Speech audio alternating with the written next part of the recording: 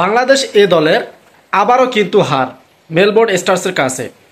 So কথা হচ্ছে top and টি-20তে এখন আমরা দেখলাম 3টা ম্যাচ হারলো বাংলাদেশ এ দল, যেটা ক্যাপ্টেন্সি করতেছেন নুরুল হাসান সোহান।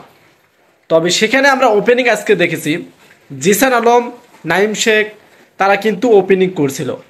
যদিও রানটা 150+ ছিল, আশাবাদী ছিলাম যে বাংলাদেশ হয়তো মেলবোর্নের সাথে কি ম্যাচটা জিততে তারা তৃতীয় জয় লাভ করবে, কিন্তু তারা তৃতীয় জয় লাভ করলো না, তৃতীয় পরাজয় তারা কিন্তু লাভ করছে।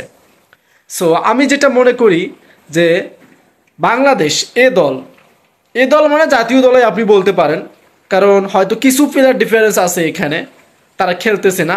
আর এ দলে যারা আছে এরা কিভাবে ম্যাচ হারে এগুলারে ভাই, মানে যেখানে টি-20 ম্যাচ হয় রান ঠিক আছে 150+ রান করছিল, একটা ম্যাচ জেতার মতো রান ছিল, বাট তাদের বোলিং দেখে আমি কি বলবো, মানে মানে বলার মতো ভাষা নেই। তারা এভাবে বল করবে এটা আমরা আশাবাদী ছিলাম না। তাদের হয়তো কি চিন্তাধারা নেই যে তারা ম্যাচ জিতবে। ওই যে সিনিয়ররা যেটা শিখাই গেছে, জুনিয়ররাও সেটা শিখতেছে। এর থেকে তো এই তো বাংলাদেশের যে 15 টিম, সেটা বাংলাদেশ নারী জাতীয় দলকে হারিয়ে দিয়েছিল। ছেলেরা কিন্তু মেয়েদেরকে হারিয়ে দিয়েছে। আমি চাইছিলাম যে এই বাংলাদেশ এ টিমকে মনে করেন বাদ দিয়ে টপ ইন টি-20তে এই বাংলাদেশের 15 যে টিমটা আছে তাদেরকে আমি দেই। যদি বিসিবিতে আমি জব করতাম তাহলে আমি এটাই করতাম যে এই সিনিয়ররা কি করতেছে, আলুর ঘাস কাটতেছে তারা, মানে ম্যাচ তারা হারতেইছে, তাদের কোনো চেষ্টা নেই যে তারা বাংলাদেশের একটা ক্রিকেটের মান সম্মানটা দেখাবে বিশ্বের কাছে। সো টপ অ্যান্ড টি-20তে তেমন কিন্তু বড় বড় যে সেলিব্রিটিরা খেলে বা বড় বড় যে প্লেয়ারগুলো খেলে সেটা কিন্তু না।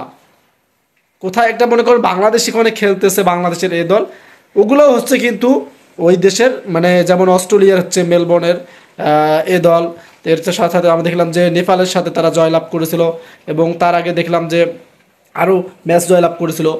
সো তারা মানে ম্যাচ কিছুটা জয়লাভ করে কিছুটা পরাজয় করে। আজকের ম্যাচটা কিন্তু একটা হতাশাজনক ম্যাচ ছিল। আজকের ম্যাচটা যেটা প্রয়োজন ছিল তাদের অনেকটাই প্রয়োজন ছিল, বাট তারা সুন্দরভাবে ম্যাচটা হারলো। সো এদের হয়তো এই পরিবর্তনটা আসবে না, এদের মনে মানে একটা চায় না যে তারা একটা ট্রফি জিতুক। বাংলাদেশের যে ক্রিকেট ফ্যানরা আছে তারা একটু দেখুক যে বাংলাদেশের এই দল বলেন, সিনিয়র টিম বলেন, আন্ডার-19 বলেন, তারা মানে ট্রফি এনে বাংলাদেশকে একটু দেখা। এরা চায় না, এরা চায় শুধু হারবে, আর তাদের টার্গেট থাকবে নেক্সট ওয়ার্ল্ড কাপ। যেহেতু পাপন কাক্কু নেই, সো এই কথাটা এখন মনে করেন যে উঠেই গেছে। সো কি বলবো, এদেরকে নিয়ে বলার মতো আমি ভাষা পাচ্ছি না।